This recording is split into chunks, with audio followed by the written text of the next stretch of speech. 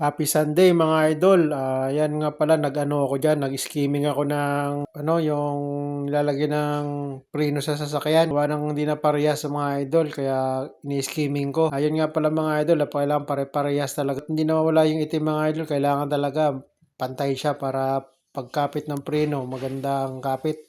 Hindi siya bako-bako. Ayan mga idol, wala kasi akong wini-welding diyan kaya yan muna ang ginagawa ko habang wala pang welding.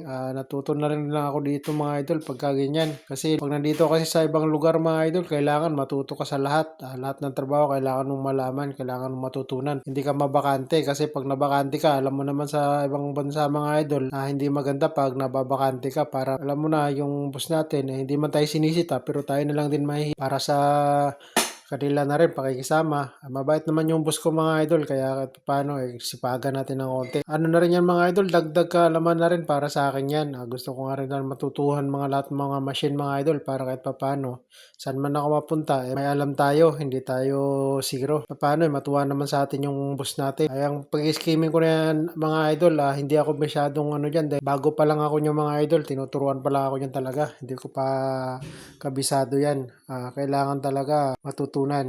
Sa katunayan nga, yung dalawa na yan, inabot ng matagal siguro mga 20 o 30 minutes siguro kung ginawa yan mga idol. Gawa ng paulit-ulit ako. Ay baka kasi mapakainan ko ng malaki mga idol, masira. Lumipis ng gusto ba mga idol, kaya konti-konti lang ang pakain ko dyan para hindi masira.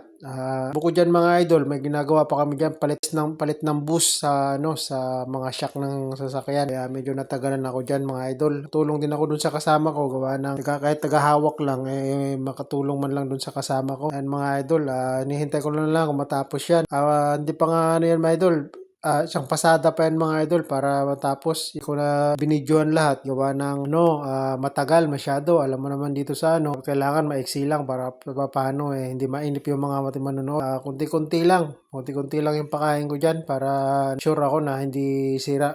Ayan nga mga idol, pangatlong pakain ko na yung mga idol, pangatlong pasada. Sure ako talagang mawala yung itim niya. Para yun kasi ang kailangan mga idol, kailangan mawala yung itim niya para pumarehas siya mga idol.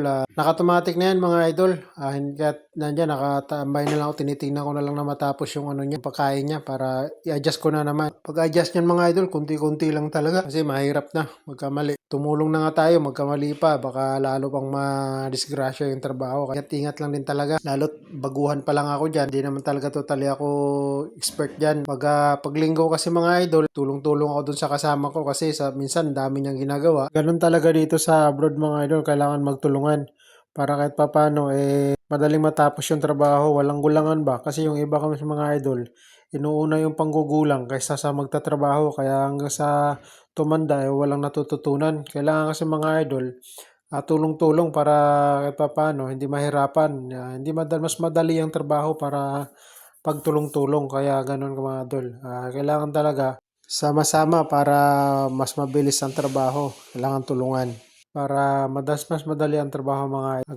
Ganun kasi ako mga idol. Ayoko yung mayroong nahihirapang ibang mga kasama ko sa trabaho kasi para paras kayong lahat na pagod yung isa, pagod ka. Parang walis lang ng tinting yan mga idol. Pagka nag-iisa ka lang, matagal matapos yung trabaho. Pero pag sama-sama ang walis tinting mga idol, mas malaki yung sakop na malilinis niya kaya mas maganda sama-sama. Thank you for watching everyone.